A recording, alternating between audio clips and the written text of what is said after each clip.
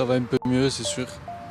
Après, sur le plan psychologique, avec la décision qu'il y a eu hier, ça met un coup quand même. Très déçu, franchement très déçu. Après, voilà, moi je suis pas un juge, hein, donc s'il y a eu cette décision, c'est qu'il y a forcément une bonne raison. Même si pour l'instant je la vois pas, j'imagine qu'on la prendra dans des temps futurs, donc il faut prendre son mal en patience encore une fois.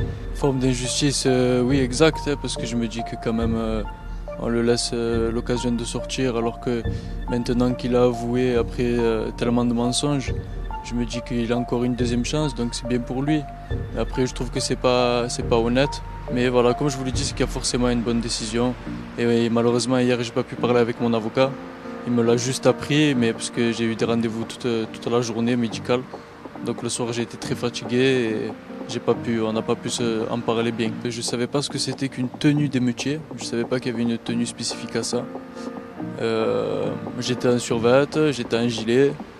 Donc je vois pas ce qu'il a pu comprendre de menaçant. Même si j'aurais fait un geste, j'ai envie de vous dire, autant pour moi, hein, je suis gringalé quand même, on va pas se mentir.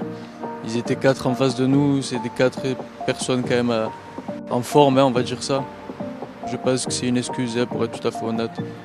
Parce que tu peux pas avoir peur de moi, je suis gentil, j'ai fait aucun geste menaçant, j'ai rien jeté. Étant donné que je sais la vérité, ça me passe au-dessus un petit peu. Ces accusations-là, je les maintiens encore. Dans tous les cas, hein, vous savez qu'il y a maintenant il y a plusieurs caméras qui peuvent apporter des éléments dans l'enquête. Donc en vue de ça, je pense que c'est pour ça qu'il a été en détention provisoire.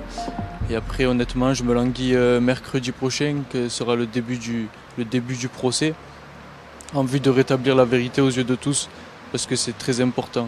Ça avait commencé à l'hôpital, quand j'étais en réa, mais malheureusement, ils ont vu que c'était pas possible, hein, parce que j'étais vraiment mal au point. Donc ils ont décidé de remettre ça à plus tard. Mais hier, j'ai eu le rendez-vous avec mon neurochirurgien, par exemple, qui pense que ça va. Voilà, selon lui, de son avis de médecin, hein, il a vu que la cicatrice, elle allait bien, que comment je me sentais, si j'arrivais à bouger. Il a pu programmer la prochaine opération, qui sera le fait de remettre mon volet. Donc j'en suis très content. J'en ai quand même peur, mais j'en suis très content.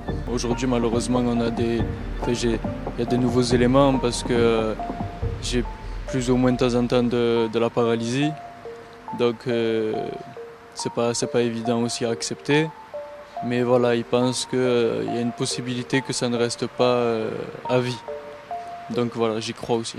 J'ai reçu un appel de M. Véran, j'ai eu un entretien téléphonique avec lui qui me demandait si ça allait. Hormis ça, j'ai eu aucun venant, aucune nouvelle.